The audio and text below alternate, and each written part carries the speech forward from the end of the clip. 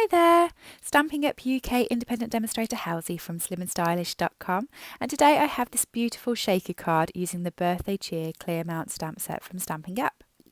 It's from the New Occasions catalogue and I love this set. It's got these 3 cute little images in it, which I'm just stamping onto Whisper White using Memento. You don't need the Whisper White to be this size because I'm going to be fussy cutting them out. This is just the size of the scraps that I had free. I'm using Highland Heather, Lovely Lipstick and Daffodil Delight to blend these cards in. But unlike when I usually use the blends, I'm taking advantage of the 2 different colours to create a pattern. So I'm using the dark colour as a line and then just filling it in with a light colour so that I actually get patterned wrapping paper on my present. I'm going to do the same technique on all 3, so I'm just going to leave you with some music and I'll catch up with you in a bit.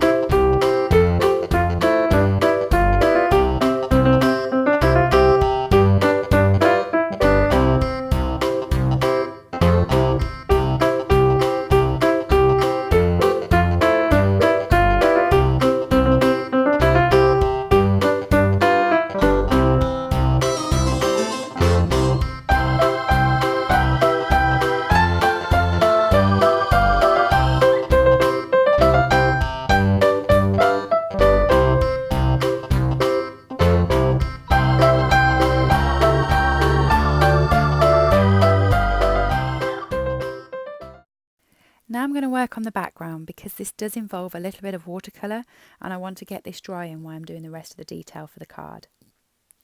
I'm using the stitched framelets that's in the rectangle shape from the Occasions catalogue. These are so cute because the stitching is on both sides of the rectangle, so once it's gone through the stitch will be on the insert and around the frame. I'm just going to put this die through 3 times to create my 3 windows, and I'm eyeing it up rather than measuring it up, so you'll notice I didn't get it right first time and had to move it round. Once I've done that, it is a little bit of a struggle to push out the middle bit, and that is because of the stitching effect. If you're worried that you're going to bend your card, you could always use your paper piercer to get it out. As I have nails, I was able to do that. I'm now using post-it notes with the adhesive backing so that I can get the frames back in its place. You might be wondering why I haven't coloured or blended in the paper before cutting it. There is a really good reason. I like to cut it and make sure it's straight before I do all the work on it. If I'd have done the work on it and then cut it not straight, I'd have been really annoyed at myself.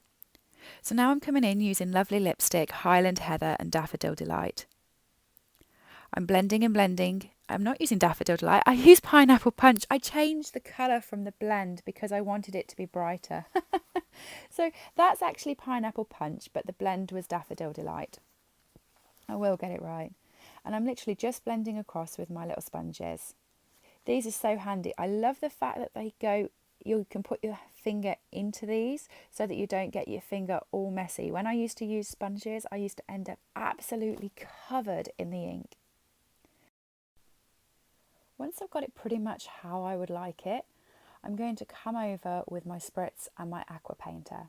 I'm just spritzing quickly to make the paper wet and to draw little dots of water out, and then I'm going to come over with my aqua painter and create some bigger bokeh effects. The longer you leave the water on the card, the more ink it will soak up, so the better the effect you will get. But beware, you're doing this on Whisper White and it doesn't like water. So don't do it too much. Because I don't want you waiting 2 or 3 hours for this to dry, I'm using the heat tool just to see if I can get it dry that way. And you'll notice that as I did it, it faded to a pastel colour. So bear that in mind that it will fade a little bit. I'm now fussy cutting out all of the little images. And while I'm doing that, I want to explain to you exactly what I was doing as filming. So I woke up quite early and I'd made this card probably about a week or 2 ago, and it's just been sitting there waiting for me to film it. And I woke up quite early, probably about 6:30, 7 o'clock, and thought to myself, "Do you know what, I'm going to film that now." So pyjamas and all, I'm sitting there filming this for you before anything in the day meant I got distracted and didn't do it, which will explain why I'm a bit ditzy later on. I know, I do a few mistakes and you'll spot them, but Yeah, I just thought I wanted to explain the context. So I've come over with the confetti stamp, which is really cute, and the birthday stamp, and done them in Memento. And now I want to heat emboss the confetti in white.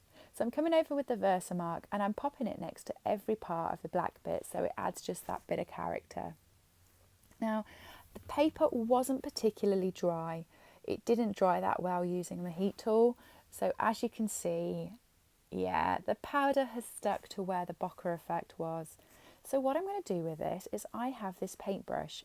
It's quite a cool paintbrush and I use it for painting. It's a really soft fan and I can just get in and tap the embossing powder off the spots that I don't want to capture. So if you notice, I can just go around and do that. So that's a great idea if you are stuck in this and you don't want the powder there. I did think as I was doing it, total aside, that looked pretty good and I might be able to do a bokeh effect and then heat emboss over the top while it's still wet, because I did like the big circles of white, but it wasn't for this card. It wasn't this technique. So I'm going to try that and I'll upload a video with it. So now I have a backing paper that's the exact same size as the front bit that I've just blended and coloured. Now, when you do take these frames out, you want to pay attention to which was first, which was the middle, and which was the end one, because you're going to want them to line up when you put them in. So I'm just attaching them with snail to the background piece, because the front bit, the frame, I'm actually just going to pop up. But that's why you want it all to, to remember which one was your 1, 2 and 3, so it all coordinates and lines up. I'm using the window sheet here to give a smooth background. If I'd have left it, the sequins would have got stuck against the ridge at the background, so you do want a smooth background. And then I'm just going to apply the window sheet around the frame as well. I'm using a mixture of tear and tape and Tombow because I did leave the frame a little bit narrow at some points to use the tear and tape, so I've used Tombow instead. Both are effective, but you do want it stuck all the way round. Once I've done this, I'm going to apply the window sheet and I'm just going to cut around the middle, and then I'm going to let you all watch in horror as I make probably one of the most silliest mistakes you can make while doing a Shaker card. I know.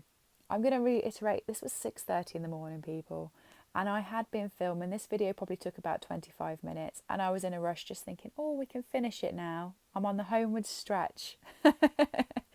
So this is using the adhesive strips that are in the catalogue. Now, I've been a demonstrator 18 months and I have not used these. And to be honest with you, I wouldn't have used them, only I got them given to me free. So I thought I'll give it a try on a Shaker card. And you know what? I've already put an order in for some more. I love them. Great. I can't understand why I have not used these before.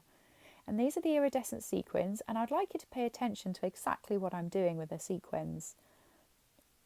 Yeah, you've probably guessed that I'm going to be a right idiot here. So I'm just removing the backing, and I've noticed that the bottom bit hasn't got any sort of pop-up, so I'm just adding a couple of dimensionals onto that. And yep, look, you'll notice I'm sticking it down with no sequins, and I'm picking it up and wondering where the sequins are. Luckily, because it was on the window sheet, it is quite easy to peel back. So I've just peeled it back and I'm going to re-add the sequins in. But part of me wishes that the camera was pointing at my face at that point, because the confusion of why there was no sequins in that card had really got me. But again, 6:30 in the morning.